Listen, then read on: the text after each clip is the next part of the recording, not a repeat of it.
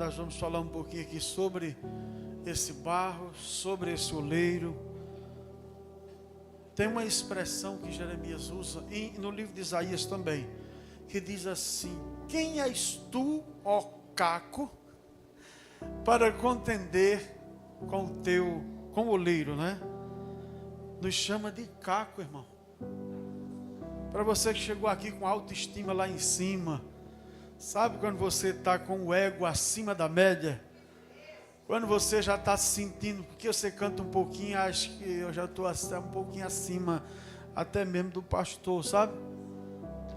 Tem vezes, irmão, você já não vigiar, mas para você, eu já vou dando essa informação. Tu não passa de caco. Tu não passa de caco, tu não passa de vaso. E eu percebi o seguinte: você percebe que barro não tem querer próprio, né? Você não tem querer não, tá? Servo de Deus. Você não tem querer não. O barro, Deus vai fazer um vaso, e depois que faz um vaso, tem aquele processo da prateleira. Depois, se Deus quiser deixar lá o tempo que Ele quiser, vai ficar lá. No dia que Ele acionar, aí você tem que estar bem preparado mesmo. Porque aí é que começam os perigos na vida do vaso. Mas tudo isso é um processo, não é? Se eu fizer um paralelo aqui desse capítulo 18 de Jeremias com o capítulo 37 de Ezequiel, você vai ver que é mais ou menos pelos mesmos motivos que eles estão falando. Lá ele chega a dizer que os ossos, o vale de ossos seco, né?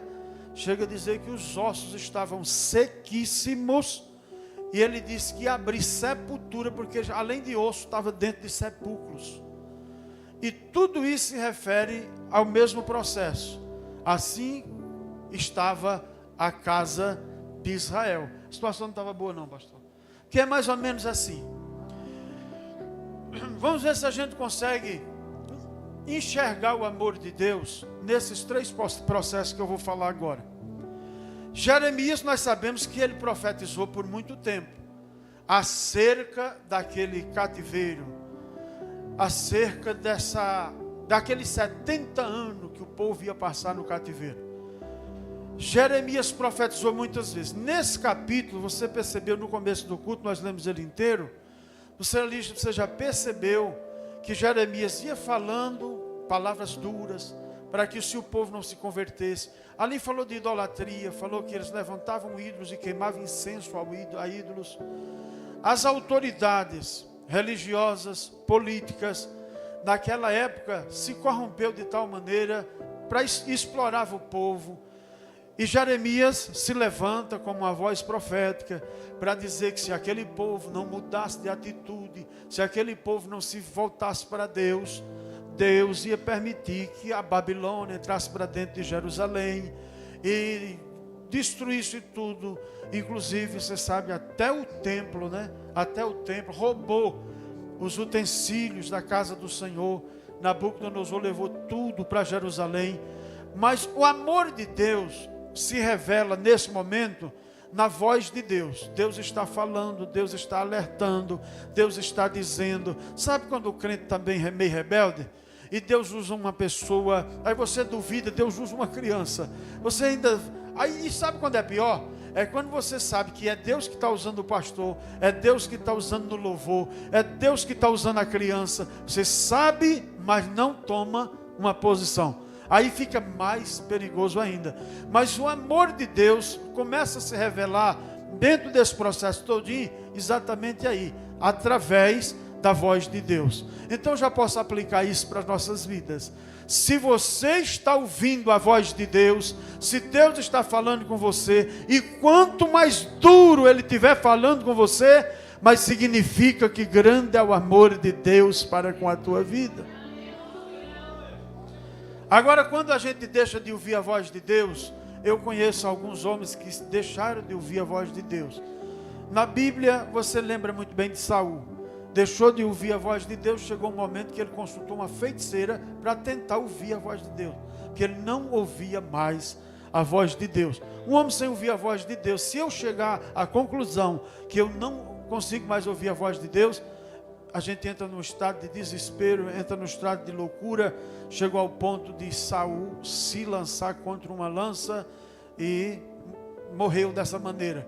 Mas é muito triste, não existe nada mais triste, na verdade, do que uma pessoa deixar de ouvir a voz de Deus. Então o amor de Deus, através, né, de Jeremias, estava falando, e repetidas vezes falando, para que houvesse um posicionamento, para que houvesse uma correção, para que o povo tomasse uma posição, e principalmente as autoridades. Mas o que é que eles faziam? Em vez de acatar o que Jeremias falava, pegava Jeremias, levavam ele para calabouço, batiam neles, esbofeteavam, colocaram ele várias vezes, né, dentro de calabouço e a pão e água, e chicoteavam ele. Depois de deixar ele quase morto, deixavam ele lá por um tempo. Depois, traz Jeremias lá de volta, chama ele aqui. Eu quero ver se ele vai continuar falando contra nós. E eles não abriam os olhos para entender que aquele homem tinha sido enviado por Deus, e que as palavras daquele homem era para que o povo não passasse o processo do cativeiro.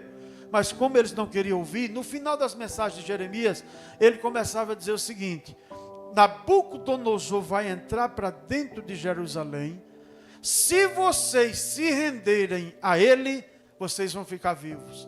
Agora, se vocês resistirem a ele, vocês vão ser mortos à espada. Aí eles diziam, está vendo aí? Jeremias se aliou certamente com Nabucodonosor. Porque ele está dizendo que Nabucodonosor vai invadir isso aqui, e nós temos que se render a Nabucodonosor. Sabe quando o crente está dando uma de doido? Está entendendo o que Deus está falando, mas está distorcendo o que Deus está querendo dizer? Você está entendendo o que Deus está falando? Você está passando algum processo assim que você sabe, irmãos, nós temos que ser um profeta de Deus. Por quê? Porque nós temos a palavra profética. E se nós temos a palavra profética, nós temos que falar e ser fiel à mensagem, ao que Deus fala, ao que Deus põe no nosso coração. Tem 22 anos que essa igreja está aqui, e eu louvo a Deus, pastor, por esse povo lindo. Eu louvo a Deus pela sua vida, porque o Senhor está ficando mais velho, mas parece que está mais novo. Parece que está mais velho, mas está parecendo um menino de 12 anos. Irmãos, acredite quem quiser. O homem na mão de Deus é assim. Ele amanhece cansado, mas o Espírito de Deus renova ele. É impressionante como Deus trabalha. Aí Deus brada, Deus fala. E aí, irmãos, a gente vê uma igreja que ela está sempre crescendo. Deus está fazendo uma obra sempre diferente. É lógico que a igreja tem uma rotatividade. Tem uns que entram, aí quando entra 2, sai 4. Aí depois entra 4, a gente se anima, sai mais 2. E é assim, tem uma rotatividade, toda igreja é assim.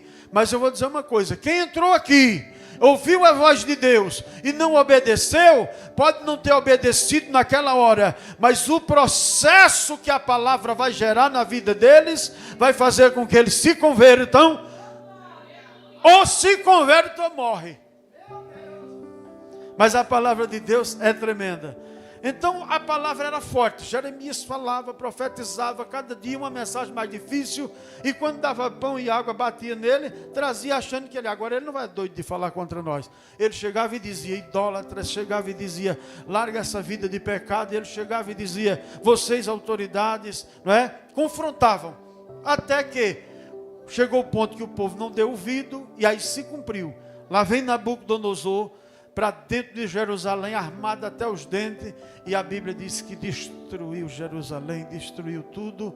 E aí foi uma leva de pessoas que foram levados, entre eles Daniel, Ananias, Azarias, Misael. Foi nessa leva aí que eles foram para Babilônia, né? Mas os que se renderam, do jeito que Jeremias disse, ficaram em vida. Mas agora eles ficaram em estado de escravidão. Porque, irmãos, eu quero mostrar para vocês isso aqui. Primeiro, a voz de Deus falando com aquele povo, confrontando. Isso era a primeira manifestação do amor de Deus. Então, irmãos, nós não somos bestas nem doidos. Quem aqui, na verdade, entende que quando você ouve a voz de Deus, mesmo que seja muito dura, mas você glorifica, você se regozija, porque você sabe, Deus está revelando o seu amor para comigo, através da sua palavra. Você entende assim também? Eu entendo, Jesus, e pode falar. Porque eu sou barro. E barro precisa de, pelo menos, ouvir a voz do oleiro. Primeira manifestação do amor de Deus. O segundo é Deus pegar Nabucodonosor como instrumento. Foi Deus que fez isso, irmão. Foi Deus que levantou Nabucodonosor, fez com que ele entrasse para dentro de Jerusalém, destruísse tudo, inclusive o templo. Porque não adianta ter templo bonito, mas o Deus do templo não ser adorado do jeito que deve ser. Não adianta templos bonitos, que adiantaria? Jerusalém, na verdade, se tornou um símbolo era de orgulho. Eles chegaram a um tempo que eles ficaram quase que idolatrando o templo, porque naquele templo de Salomão, com tanto ouro, com tanta beleza, eles achavam que aquilo ali era suficiente para tudo. Aí Deus prosperava o povo, só que o povo abandona Deus toda vez que prospera. É só olhar Juízes, né? Deus fazia isso e havia exatamente essa questão de Deus abençoa, o povo larga Deus. Deus manda juiz, aplica a lei, o povo se volta para Deus. Aí Deus abençoa, o povo vai se prostituir, fazer coisas erradas. Aí Deus levanta juiz e assim, irmãos, foi uma rotatividade, foi uma tribulação tremenda. Mas, nesse caso, quando Deus permite Nabucodonosor quebrar tudo, quebrar templo, pegar os utensílios de ouro, levar para Jerusalém, levou muitos judeus, foram presos, foram para o cativeiro, e aí se cumpriu. O que Jeremias dizia? Se vocês não obedecer, vão ser 70 anos de cativeiro. E aí eu repito, se as palavras que Jeremias falava na hora aparentemente não resolveu, o processo que a palavra criou, irmãos, resolveu. Porque depois de 70 anos, irmão, você sabe o que é você congregar? Na Babilônia não tem mais templo, na Babilônia tem deuses pagãos, panteão de deuses. É o que tinha, na verdade, na Babilônia. Porque Nabucodonosor vencia, ele ia vencendo, e no lugar que ele vencia, ele trazia aquele povo para servir a ele dentro da Babilônia. E Nabucodonosor respeitava a crença de cada um. Então, macumbeiro, feiticeiro, tudo que era demônio, ele permitia que viesse e cultuasse a cada um ao seu Deus. Agora o povo de Deus, que só cultua a um Deus único, agora está dentro da Babilônia, sem ter mais o templo, e no meio desse panteão de deuses. Aí sabe o que é que Deus está fazendo aqui? Mostrando o seu amor de uma outra forma. Deus está mostrando para o povo uma diferença. Lá em Jerusalém, era eu o jugo que estava sobre vocês, e o meu jugo é leve e suave. Lá era eu que cuidava de vocês. Vocês sabem das minhas leis, porque nosso Deus, irmãos, é o Deus mais exigente. Não existe outro mais exigente do que o nosso. Mas tem um detalhe: obedece que o fardo fica leve, desobedece fica pesado. Mas lá eu cuidava de vocês. Agora vocês têm que experimentar a diferença de quando eu cuidava de vocês em Jerusalém, e agora a diferença de Nabucodonosor cuidar de vocês aqui na Babilônia. Lá vocês eram servos, meus servos. Aqui vocês são escravos de Nabucodonosor. Vocês vão conhecer essa diferença, e eu vos estou permitindo isso exatamente para isso, para vocês conhecerem a diferença do meu amor para a ditadura de Nabucodonosor. Quando vocês verem essa diferença,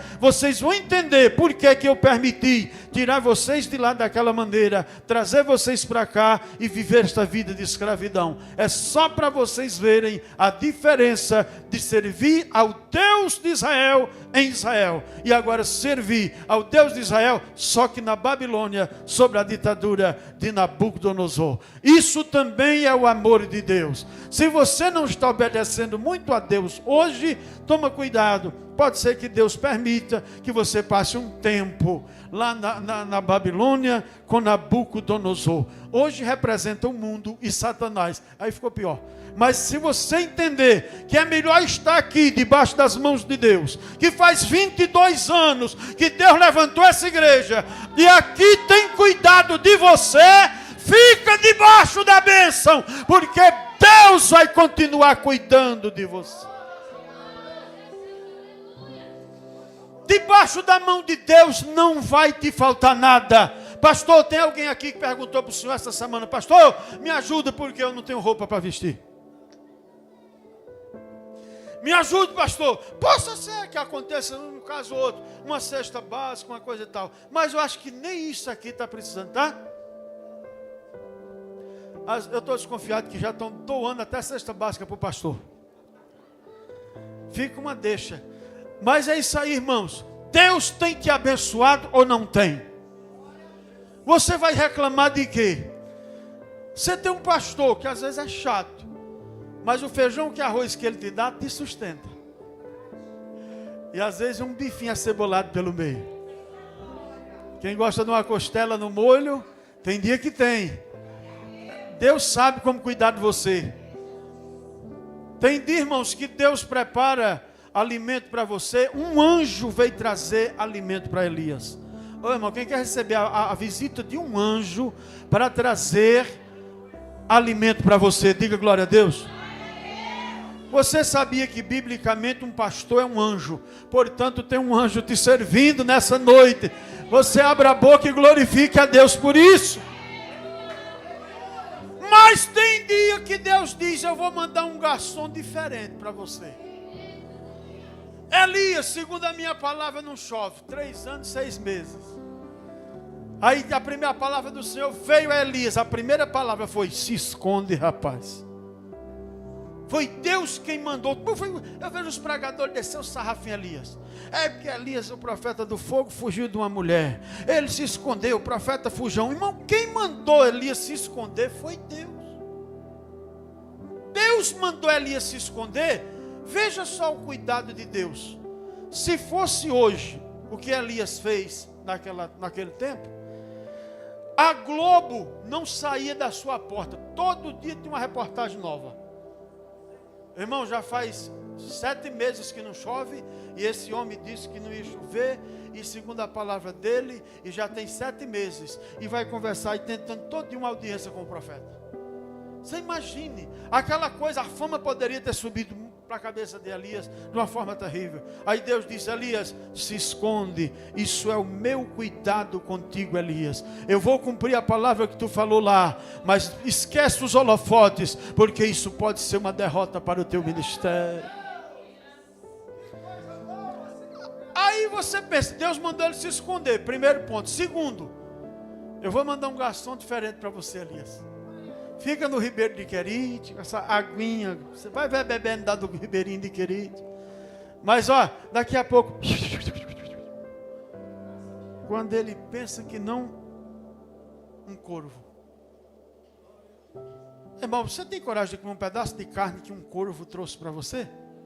Se um corvo trouxer um pedaço de carne para você comer, pode falar a verdade. O que é que o corvo come? Fala. Carniça, irmão. É carniça que corvo gosta de comer. Uma curiosidade, você sabia que corvo não dá comida nem para os filhotezinhos deles? O bicho é tão rico que não dá comida nem para os filhotinhos dele. Mas Jesus bradou do céu, Deus disse assim: eu tenho um filho que está com fome, e eu preciso de você como um garçom. Tu não gosta de dar comida para os teus filhos? Vai levar comida para o meu filho, para o meu profeta, lá no Ribeirinho de Querite. Agora é o seguinte, você está preparado para ser ajudado por quem Deus designou para te ajudar? Ou você vai botar o urubu para correr? Hã?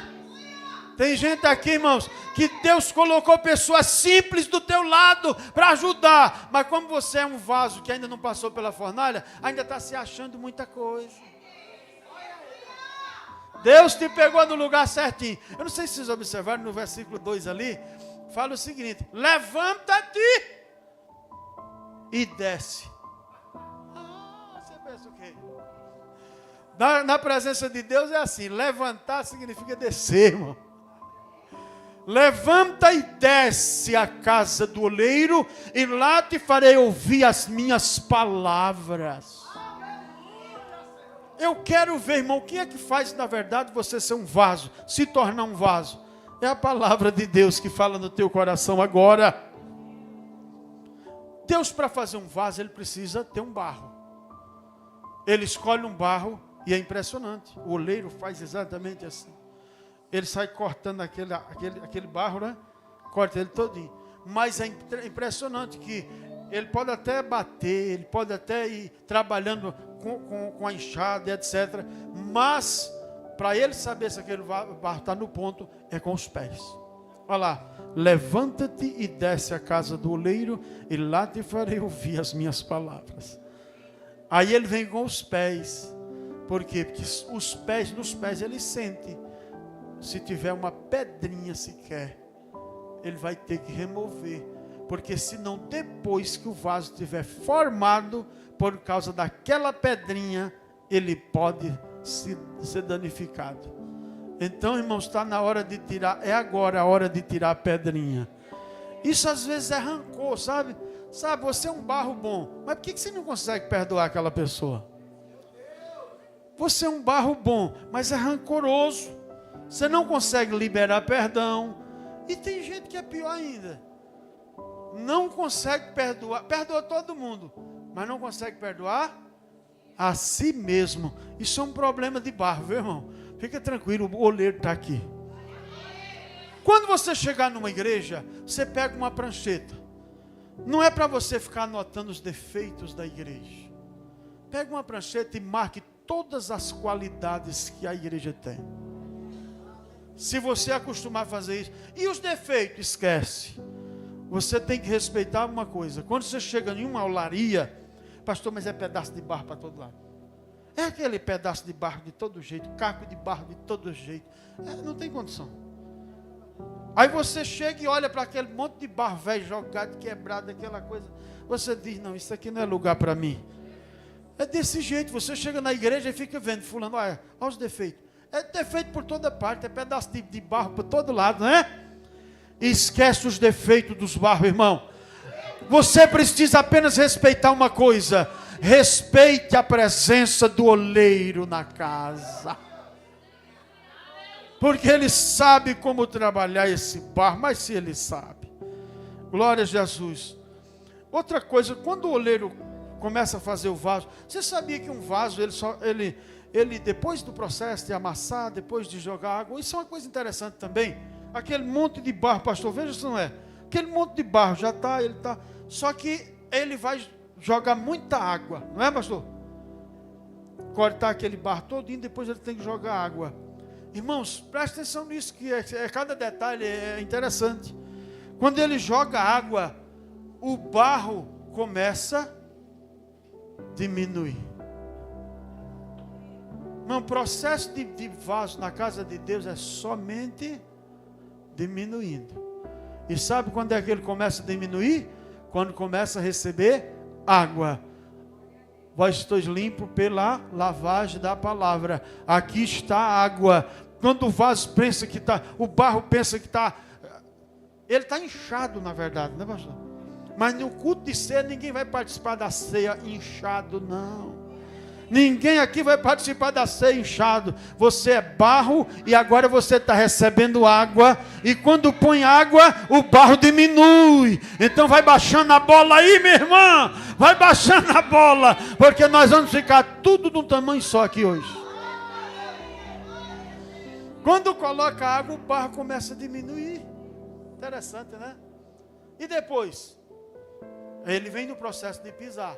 E começa pisando. E é por isso que você começa a gemer. Aquele processo dentro da tua casa, o oleiro dando uma pisadinha aí. Para tirar aquele rancor, irmão, é preciso ele pisar mais forte. Enquanto ele não tirar esse detalhe, não dá para ele continuar o processo. Você sabia que é você mesmo que está atrapalhando a sua bênção? É você que está atrasando. Às vezes o seu orgulho não deixa a bênção chegar. É essa coisa que eu falei, principalmente isso. Falta de perdão, nem perdoa e nem libera perdão. E nem no céu tu entra. Por acaso tu não precisa de perdão para não liberar perdão para alguém? Então é melhor você tomar uma atitude. Aí depois sabe o que acontece? Você fica colocando a culpa na igreja, no pastor, inclusive no oleiro. Mas é você que não está tirando o que tem que ser tirado. Quando você não mata na sua vida o que Deus quer que morra, você vai acabar matando outras coisas que não era para morrer. Quem foi que matou Abel? Quem matou Abel? Caim? E por que Caim não matou a sua própria natureza maligna? Como ele não matou, acabou matando o irmão que não era para morrer.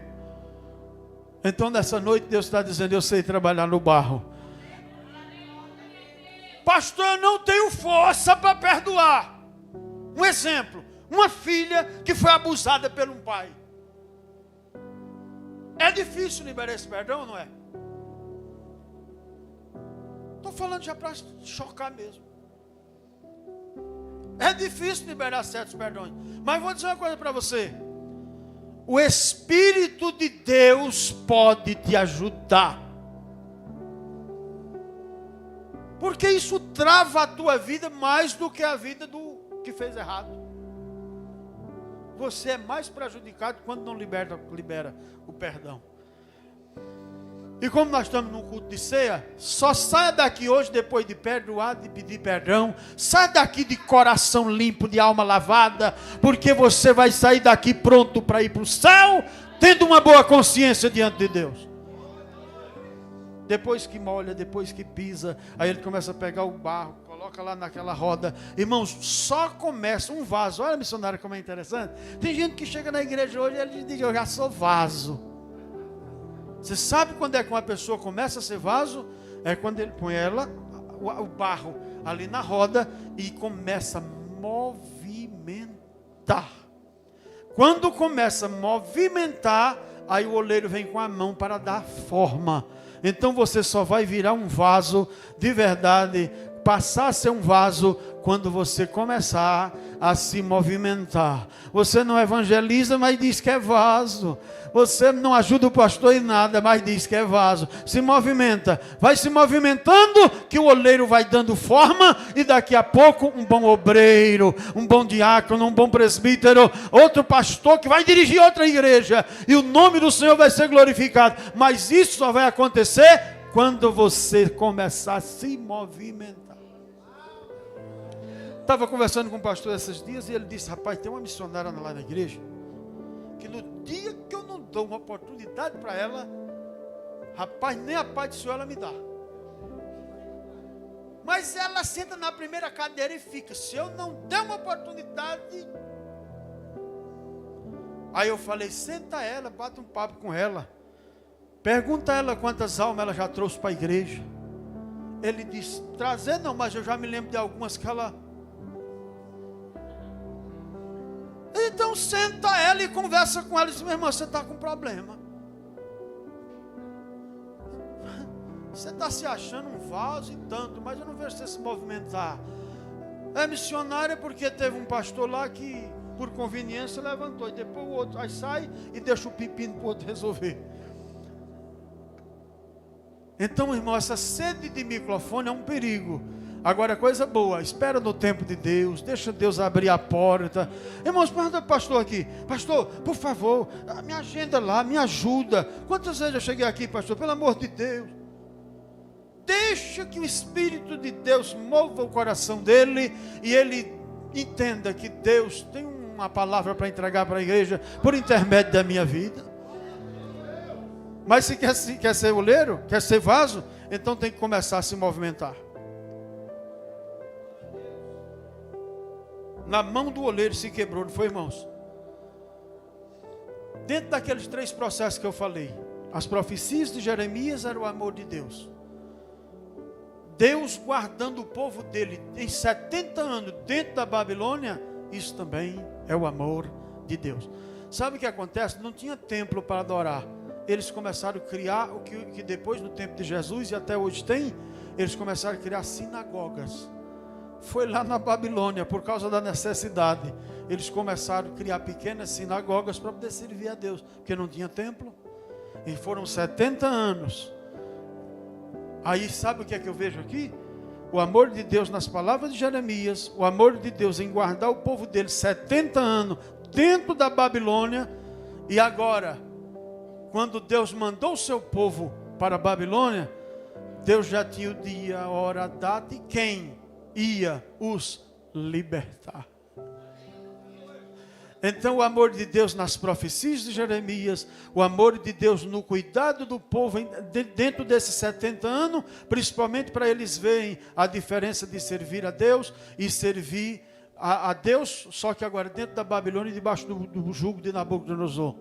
Aí depois, agora Deus já tem um homem certo para libertar eles. Depois de 70 anos, volta agora, porque chegou a hora acabou-se o cativeiro, e agora é a hora de vocês voltarem. É para vocês saberem que eu não perco o controle de nada. Eu falo hoje para evitar o processo. Mas se você não dá ouvido à palavra, você vai ter que passar pelo processo. Depois de passar pelo processo de 70 anos, a irmã, ele chorava na beira do rio, da Babilônia, e dizia: meu Deus do céu, ó que saudade de Sião. Meu irmão, pega as harpas que estavam no salgueiro, eles choravam com saudade de Sião. Irmãos, nós temos culto aqui todo domingo, nós temos culto na semana. Você não valoriza os cultos da semana, por quê? Valoriza os cultos da semana também, porque senão um dia você vai ter saudades desses cultos aqui na Coab. Sim, precisa. Aí Deus disse: esse povo está pensando o quê? Aí mandou Jeremias escrever isso aqui, que nós acabamos de ler.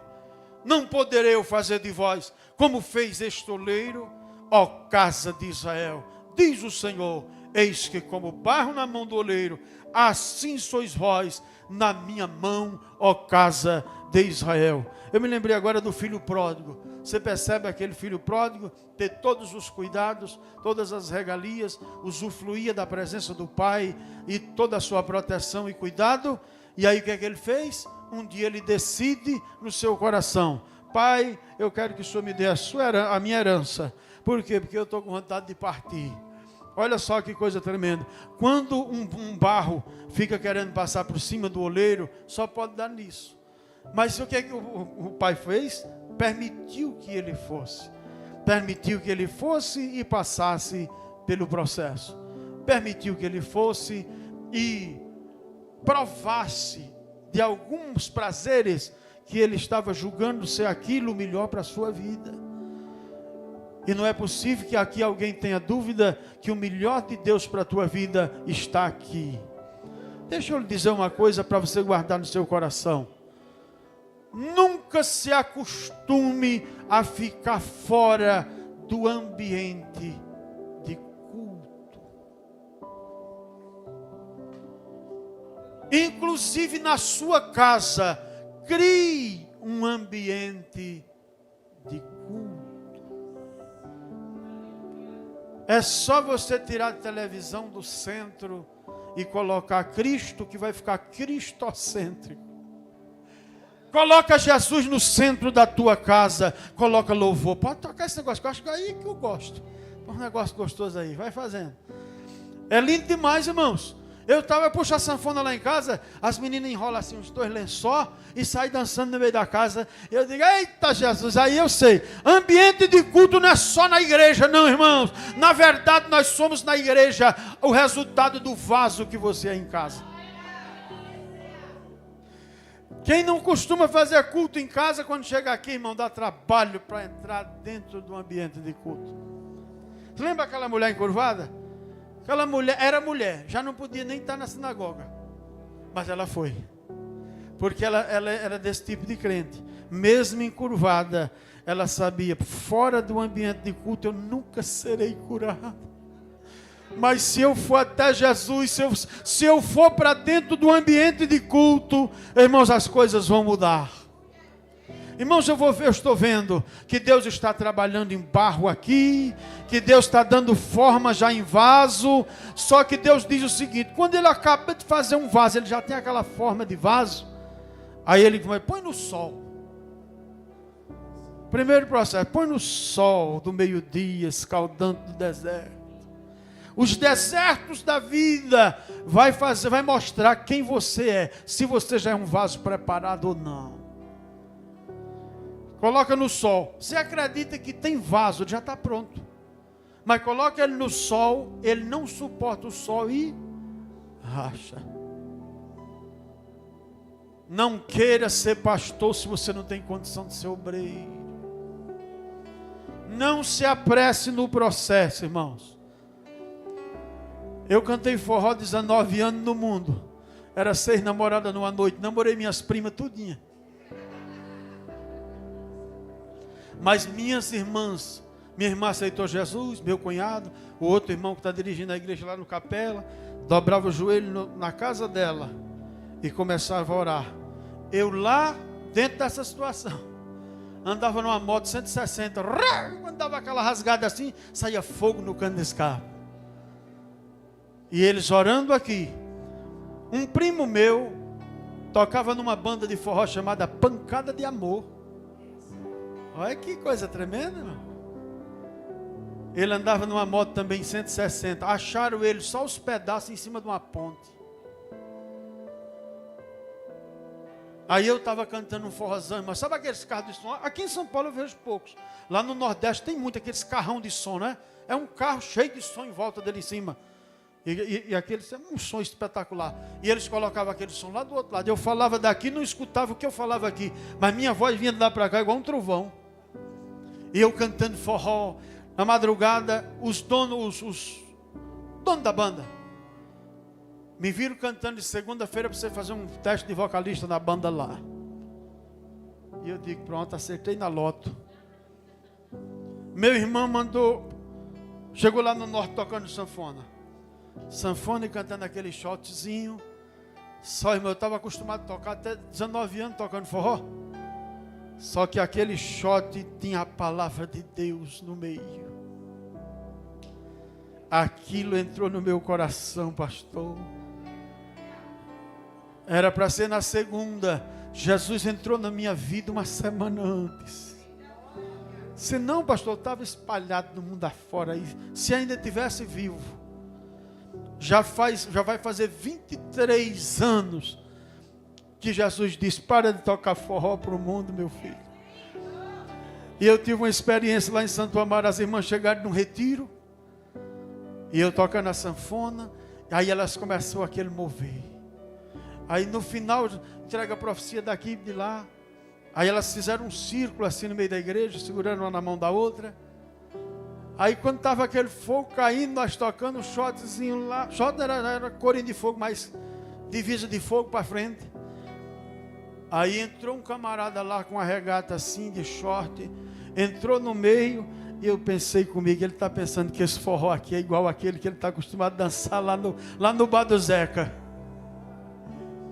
Entrou, pegou na mão de uma irmã, pegou na mão de um e de outro. Aí foi que eu desci os corinho de fogo com força mesmo.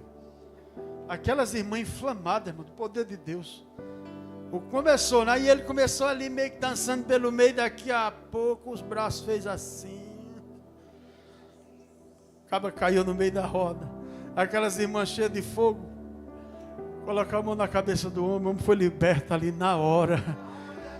Esse tipo de forró que a gente toca hoje é diferente, irmãos. Tem a palavra de Deus, e a palavra de Deus é o poder de Deus. Ah, Jesus, sabe o que aconteceu? Tinha um bingo do lado. Toda igreja tem um bar do lado. Isso aqui não tem não, né? Nunca vi. É difícil mesmo você vai numa igreja para não ter um barzinho do lado. E estava tendo um bingo. Os cabas tocando sanfona lá. Eu digo, então aumenta o som aqui, que nós não podemos perder para barro, não.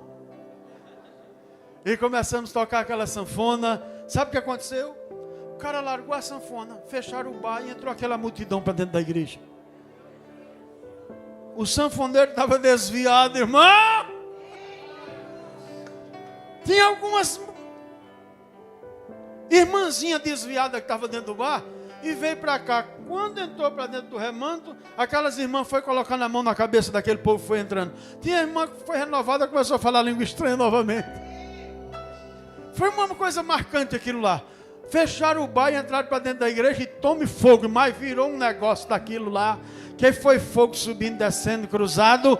E a glória de Deus se manifestou naquele dia. Pessoas reconciliando dentro do bar. Então, irmãos, esse processo de vaso é um negócio tremendo. Mas tem que ser do jeito de Deus, no tempo de Deus. Porque depois que ele já está formadinho, coloca no sol. Às vezes não suporta o processo do sol. Os que suportam o processo do sol, depois vai ser levado para fornalha. Ó, irmão. E eu vou dizer uma coisa, irmão. Depois que um vaso passa pela fornalha, você pode bater nele, que o bichinho aguenta a pancada, viu? Só assim ele está preparado para Deus colocar água, que representa a palavra. Aí depois Deus diz, não, eu quero colocar azeite nesse vaso. E Deus vai colocando o que Ele quer. Mas tem que passar cada processo. Tem que ser pisado, cortar o barro. É dois momentos que ele murcha, que ele diminui. É quando joga água e quando ele passa pela fornalha. A fornalha é a última, pastor. Depois ele fica no tamanho certinho. Aí você pode dar oportunidade para ele, que ele não se exalta mais. Porque tem gente, irmãos, pode acreditar.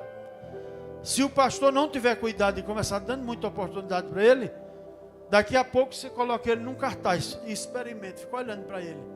Irmãos, a pessoa muda até o jeito de pegar no microfone.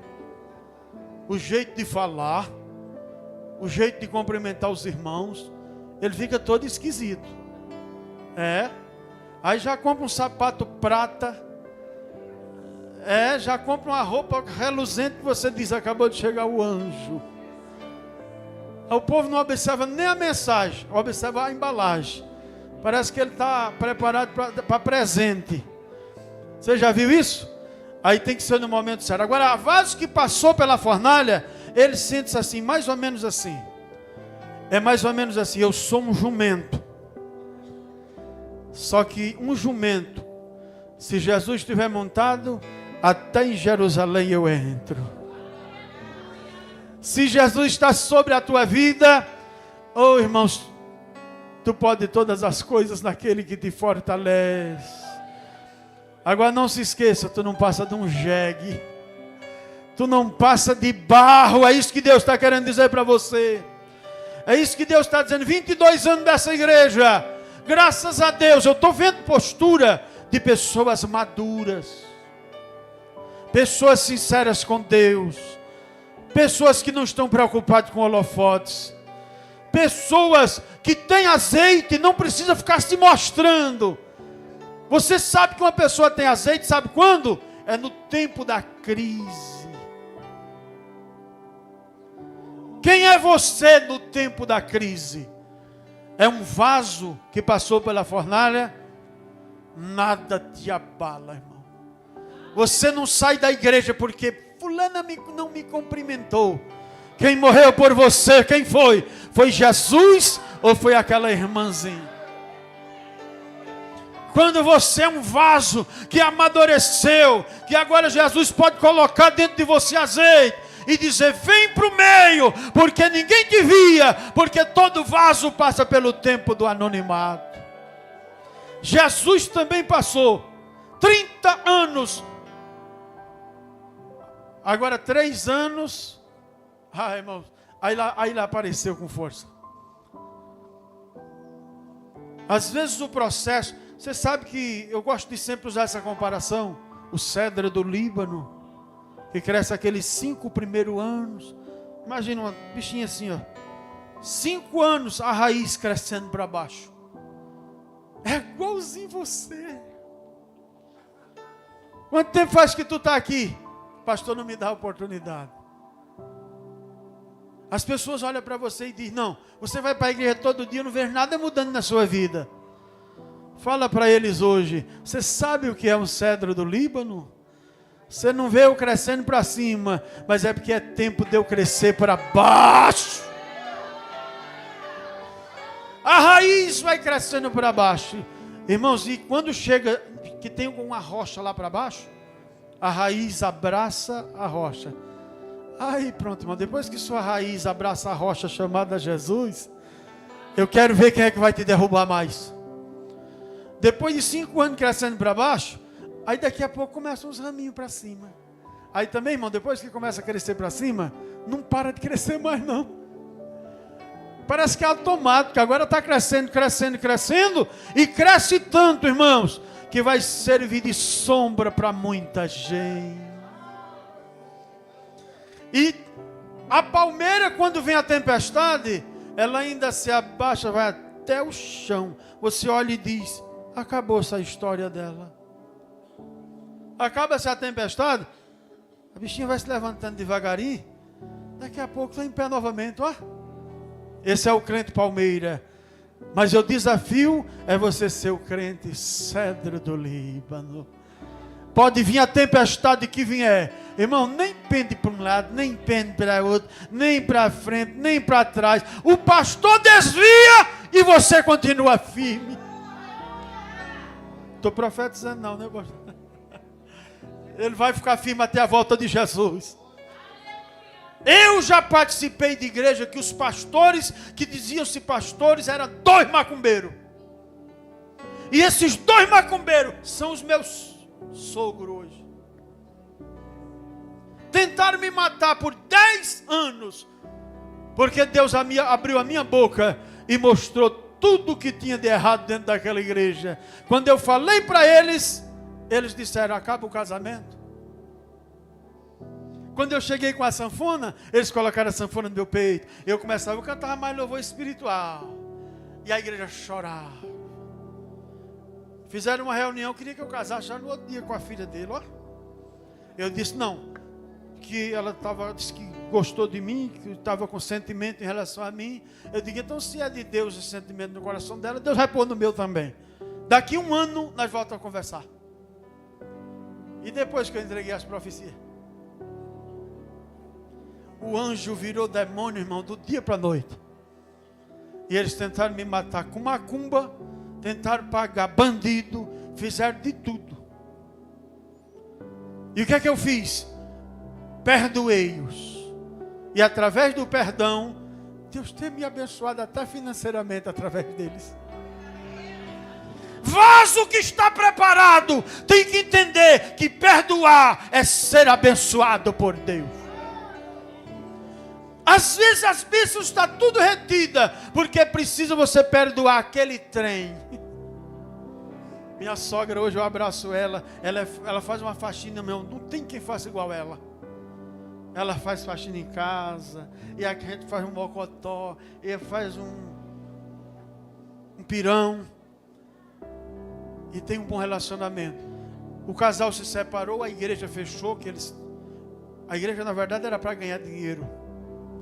Mas eu cheguei novo, convertido, não sabia o que era profecia, nem o que era revelação. Eu sei que Deus me mostrou, eu falei, e quando eu falei, irmão, aí se cumpriu tudo, eu sei que o couro comeu. Mas estamos aqui vivos. Resumindo, Deus me passou por uma fornalha terrível.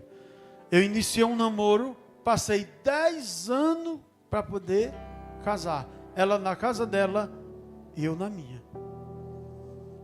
10 anos. Será que tem alguém aqui que tem essa coragem?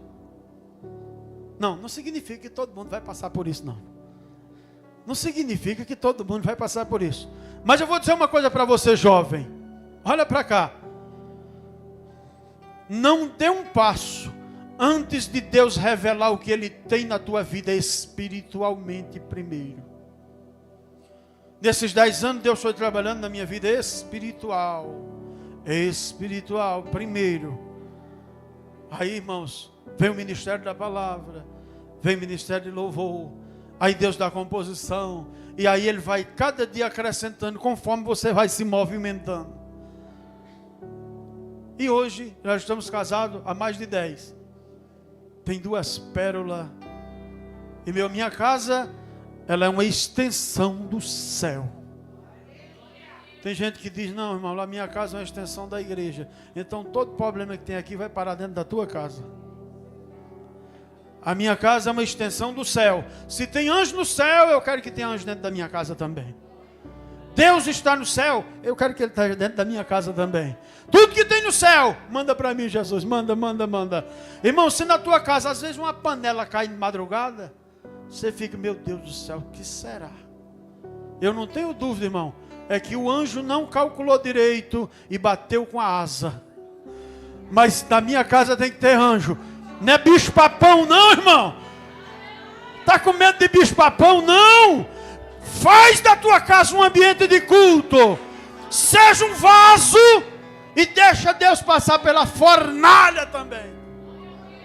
Porque depois que passa pela fornalha, fica tranquilo. Aí Deus derrama azeite dentro. E no abrir da tua boca, Deus cura, sara, liberta e edifica a sua igreja. Se eu perguntar, todo mundo vai dizer não. Mas falar a verdade é bom, irmãos. Que é necessário passar pelas fornalhas. É a fornalha que vai deixar você consistente. Você sabe por que Daniel venceu os leões da cova? É porque ele já tinha vencido os leões do palácio. Vencer os leões do palácio é mais difícil do que vencer os leões da cova. Os leões do palácio são racionais. Quando Daniel saiu da cova, ele disse para o rei: foi achado inocência, rei, diante de Deus. Daniel era um homem que tinha uma consciência, de uma boa consciência diante de Deus. E ele disse: quanto a tu, rei, pode procurar aí. Já tem quase 70 anos que eu estou aqui na Babilônia, que estão tentando me derrubar. Pode procurar, que eu não te devo um centavo. Não tem nada em que me acusar. Quando o homem, irmãos, é inocente diante dos homens e diante de Deus, os leões da cova não podem te matar. Mas ele passou por uma fornalha. Ele viu a fé, um dilúvio na área da fé. O templo foi destruído. E agora ele teve que se manter crente. E um crente que colocou a Babilônia de perna para o ar.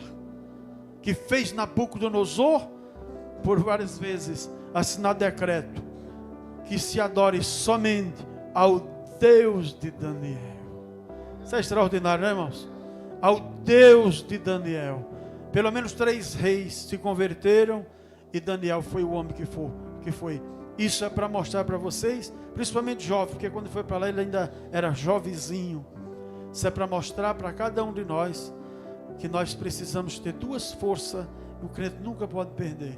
O crente nunca pode perder a força moral e nem a sua força espiritual. Força moral é a capacidade que o homem tem de dizer não para o pecado. Traz aí uma comida. Não, isso aqui é sacrificado a ídolos. A força dele é o seguinte: pode trazer legumes. Eu prefiro comer folha com Deus do que churrasco com Satanás. Ele tinha uma força para dizer não às coisas erradas que não agradavam a Deus, que foi dando a ele cada vez mais força moral, força espiritual. Você vai ser a partir de hoje cada vez mais. Vocês já são. Aqui a gente olha para uma igreja madura, uma igreja bem instruída, um povo alegre, um povo feliz na presença de Deus, bem resolvido.